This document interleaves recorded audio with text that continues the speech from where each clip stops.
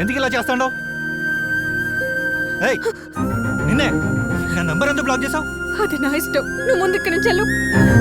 నాన్న చూస్తే ప్రాబ్లం అవుతుంది. ప్రాబ్లం ఏంది? నువ్వు నా పెళ్ళాన్వి. కాదని మధ్యలో ఎవడని వస్తే చంపేస్తా. ఎవరినో ఎందుకు నన్నే చంపు. పిచ్చి పట్టిందా నీకు?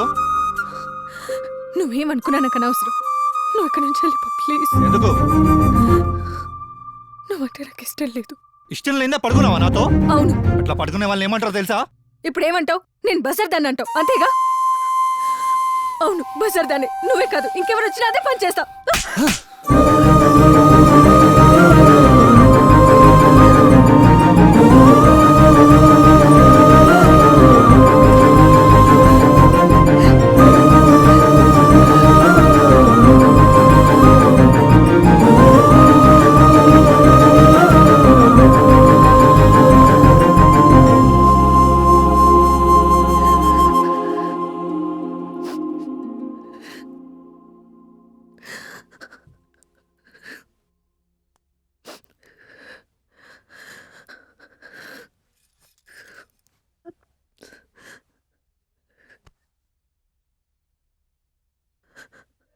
ఎదిగిన కూతురు ఏడుస్తూ ఉంటే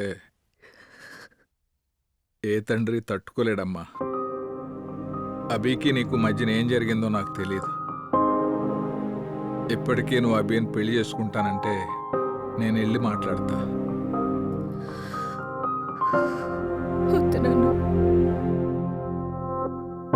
అమ్మ నేను కూడా అస్తమాను గొడవ పడేవాళ్ళం, కానీ వెంటనే కలిసిపోయేవాళ్ళం అమ్మా. వాడు నా మనసులో లేడు నాన్న. వాడిని ఇష్టపడినందుకు నన్ను నేను శిక్షించుకుంటున్నాను. నేను ఇలా చూడలేకపోతున్నాను తల్లి.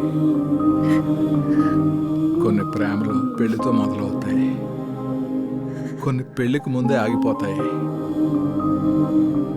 ఆగిపోయే ప్రేమను వద్దనుకుంటే పెళ్లితో మొదలయ్యే ప్రేమని నీకు ఇవ్వాలనుకుంటున్నాను. అది నువ్వు ఇష్టపడితే మన రావు గారి అబ్బాయి సంబంధం నీకు కరెక్ట్గా సరిపోతుంది అనుకుంటున్నాను. నీకు ఓ కుటుంబాన్ని ఇస్తే నా జీవితానికి తృప్తి చాలమ్మా. ఇష్టం నన్ను